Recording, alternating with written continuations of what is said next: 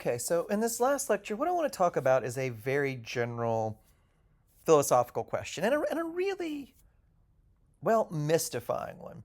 What in the world is probability? Um, Gensler gets a little more deeply into this than I will. He talks about determinism and issues like that. We can talk about those in class if you're interested. I'm kind of trying to keep this a little more practically focused. I think what Gensler talks about is super interesting, but I'm not necessarily going to get into it. But from a practical angle, it is worth noting that we don't really understand what we mean a lot of the times when we talk about probability. It's honestly mysterious what it is and what we mean by it. Even if we're pretty confident when we talk about it, I don't think we should be. And it's also really hard sometimes to evaluate inductive reasoning, whether it's good or bad. Much harder than deductive reasoning. Deductive reasoning, if I can think of one case where your premises wouldn't show your conclusion true, bad reasoning, right? Inductive, that is very much not the case. If I say 9 out of 10, this is going to happen, and it doesn't happen, well, I only said it happens 9 out of 10 times. This might be the 10th time it doesn't, right? Think of people who say smoking will kill you. What they really mean is that if you smoke, your odds of getting cancer, having a heart attack, or high blood pressure, of a lot of other things go way up. When I was a kid, lots more people smoked. I was from right on the border with North Carolina. North Carolina has a lot of tobacco. I remember the nearest Walmart to us had a smoking bench in the store next to the pharmacy, which was hilarious. But, you know, anyway, a lot of people smoked. And whenever you would say this, people would say, well, there'd always be somebody who would say, my Uncle Jimmy, or somebody I know's Uncle Jimmy, he smoked a pack a day until he was 78, and then he got hit by that train, and he was in good health up until that train hit him. Doesn't show smoking's not bad for you, right? Even if a lot of people who smoke will get cancer or have heart attacks, doesn't mean everyone will. Uncle Jimmy, if he exists, is just that one lucky person out of Lord knows how many, right?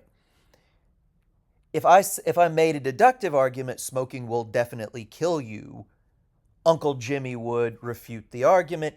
Inductive arguments aren't like that, right?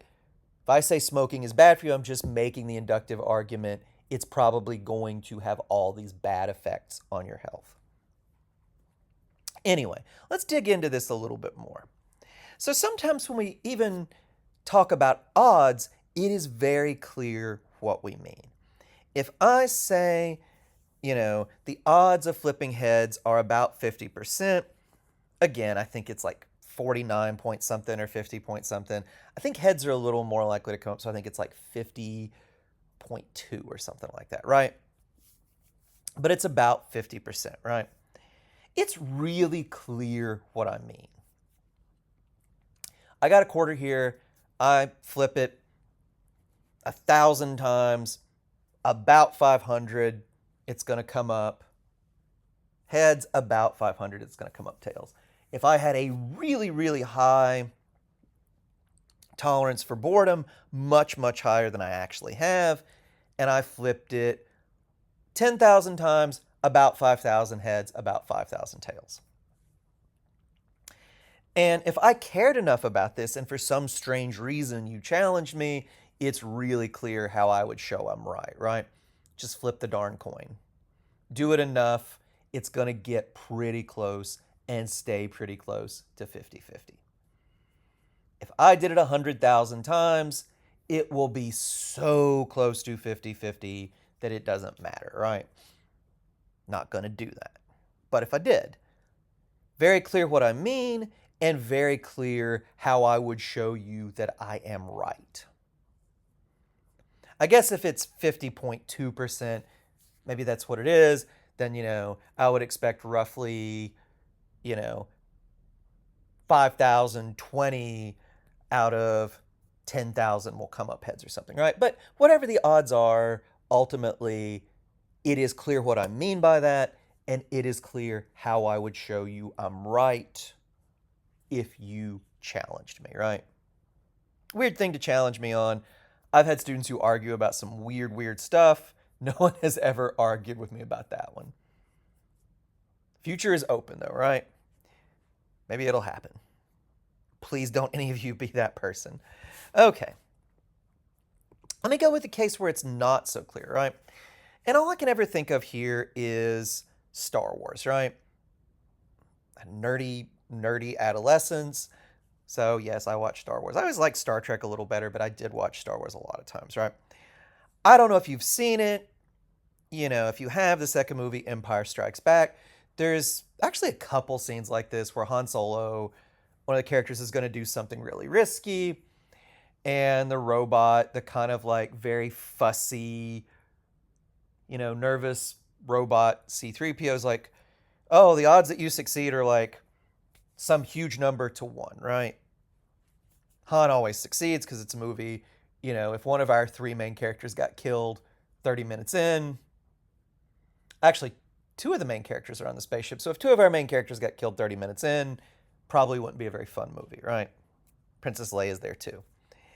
So there's one scene where Han Solo they're running from the Empire, the bad guys, and he's gonna go through this asteroid field, and C-3PO is like, oh no, don't do that. The odds you'll survive are 3,720 to 1.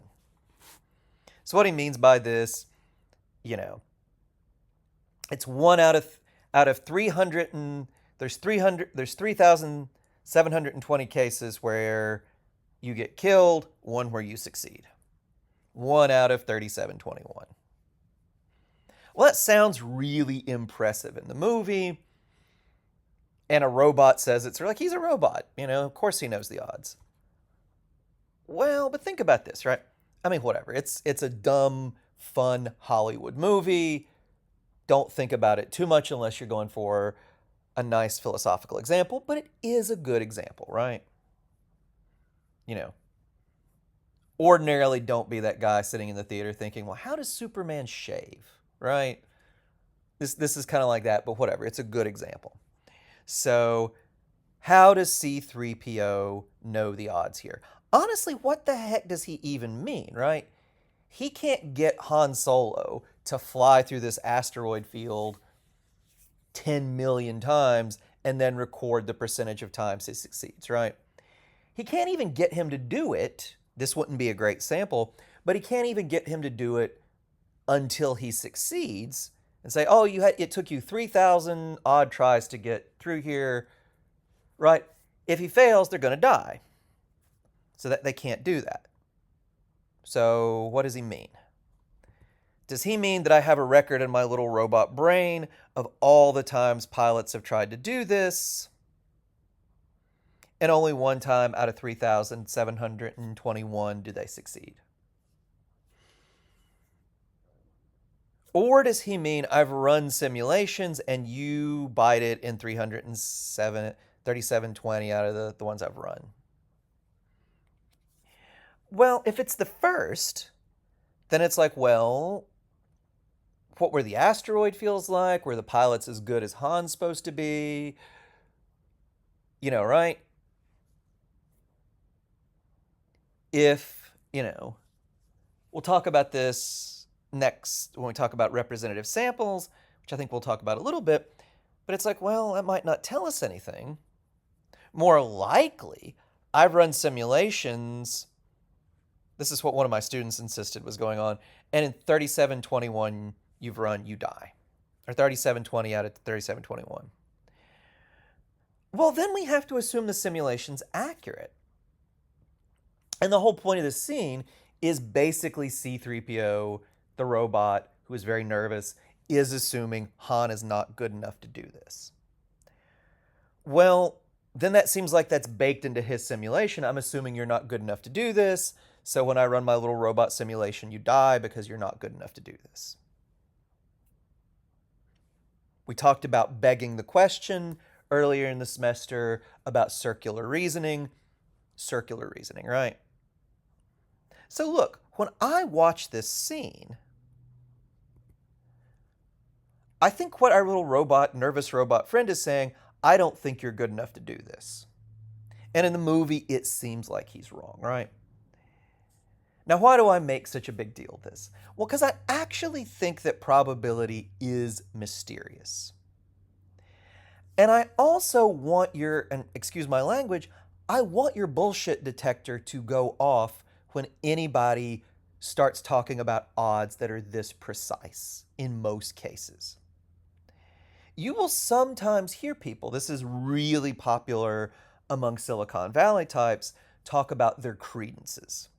My credence of X is 1 out of 37 or 12 out of 73, right? They'll say stuff like this. Really, all that they're saying is if you make me come up with a number about how likely this is how likely I think it is. And that's just a fancy dressed up way. If you ask me something, you know, if you say, well, Mr. Duncan, how likely do you think it is robots will take all of our jobs in the next 5 years? And I'll say, I don't think that's very likely. Have you seen what they write? You know, I won't give you examples, but, you know, it is very easy to get cheat GPT-3 to write you a C+ paper.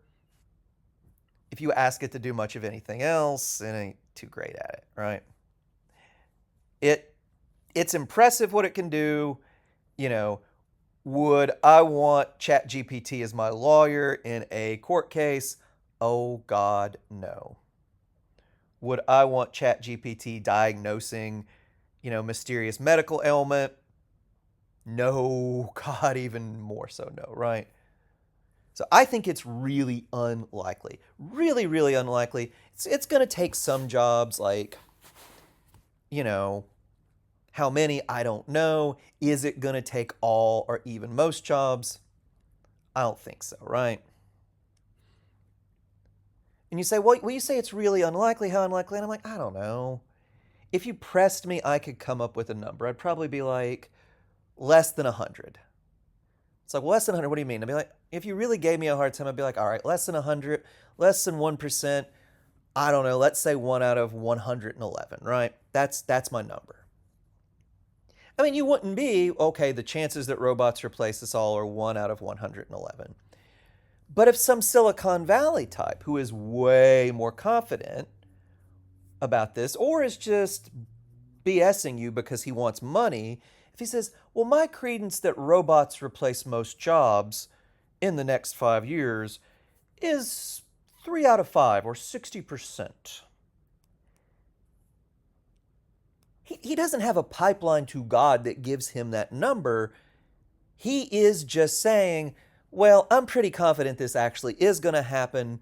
And unlike your professor, I'm way more willing to just pull a number out of the air. You know what word I was probably going to use there, right? So when somebody talks about their credences and they throw around numbers, be super skeptical. Here is another thing to be wary of. This is just, I want to make it clear how hard inductive reasoning can be. Let's say in the movie that our little robot friend said, okay, Han, I think the odds that you do this are 2 to 3 against. In every 3 cases, 2 of them we die horribly, and in 1 we make it through. Now, since he says the odds are 1 in 3721, like, look, Han does it, that's pretty good proof it's not as unlikely as the robot says, right? So given that he said it was just so unlikely, we're pretty sure he's wrong. Well, what if he said 2 to 1 against? Would we still be so confident that the robot was wrong? I don't know that we should be, right? Really, things that have a 1 in 3 chance of happening happen all the time. If I said, if you said to me, what do you think the odds of rolling a 1 or a 2 on this six-sided die are? And I said, well, 2 to 1 against, which is literally the truth, right? It happens 2 out of 6 cases, 1 out of 3, 2 to 1 against. If I did that and I roll a 1, you wouldn't look at me and say, heh, you said 2 to 1 against, it happened, you were wrong, right? Things that have a 1 in 3 chance of happening happen all the darn time. Now, why is this relevant? Well, this is relevant when we think back to the C3PO case, because there's a lot of real-world cases where there's simulations for things that give us a percentage. And it is very, very hard to know whether they are wrong. Think about the weather, right? I'm pretty confident in the weather report. If the weather report says 80% chance of rain today, I'm probably going to bring my rain jacket or an umbrella if I'm not too absent-minded, right? I think it will probably rain.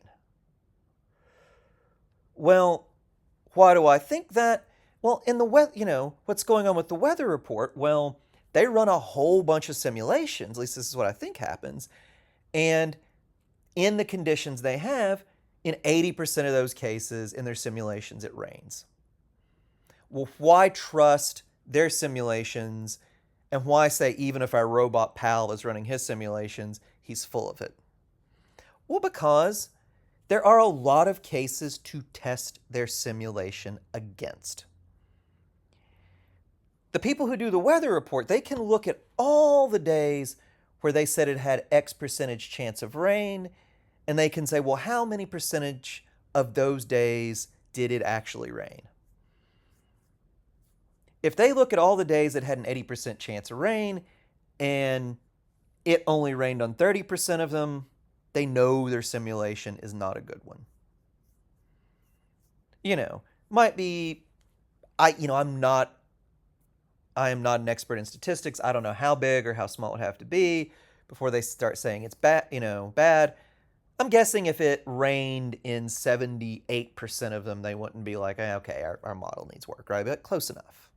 The point is, if something happens a whole lot of the time, you can check your simulation against all the relevant cases and see if it's a good one. C3PO, in my little example, he can't do that because flying through the asteroid belt is a thing that happens only once. Especially if you die, it only happens once, right? Now, this is a real-world case, though, because a lot of times we might want to run simulations about things that happen once or rarely, right? And here is, and I hate to go into politics, this is just the best one I can think of. Back in 2016, there are all these simulations for how the presidential election is supposed to go, right? And Nate Silver said that Donald Trump had a 33% chance of winning in 2016. He thought it was much more likely that Hillary Clinton would win. He said Trump would only had a 33% chance of winning, and he was very clear what he meant by this. He ran a whole bunch of simulations, and in 33% of them, Trump won. In 66% of them or thereabouts, Clinton won. Well, was Nate Silver wrong, or even does it show that he has a bad simulation? And he gets real sniffy about this. And Nate Silver strikes me as kind of a jerk, so I'm not really all that interested in defending him, but I think he has a point, right? As Silver pointed out all the time, he's like, look, I did not say Donald Trump would lose. I did not say Hillary Clinton would win. I said 2/3 chance she would win, 1/3 chance he would win. Different thing than saying she will win, he will lose. As he has pointed out, things with a 1/3 chance happen all the time.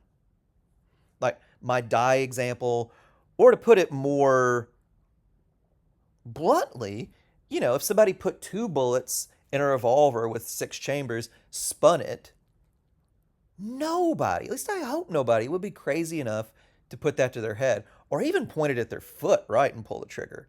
Or heck, even point it at their TV like Elvis used to and pull the trigger, right? 1 in 3 chance this gun's gonna go off is way, way too high.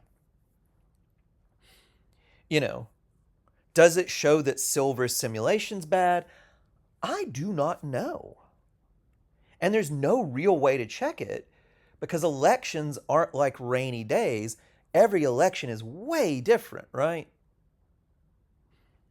You cannot run the 2016 election 50,000 times and see if, matter of fact, Hillary Clinton wins 33 of those or 66% of those, right? You cannot do that any more than Han Solo can fly through the asteroid field 50,000 times and we get a percentage of how many times he succeeds, right? So I don't know. I think when an individual pulls out a very precise number and gives it to you from their head, you should almost always call nonsense. When a model does, when a simulation does, I'm not sure. But you should be aware that this is very, very, very complicated and difficult. All right, we'll end on that.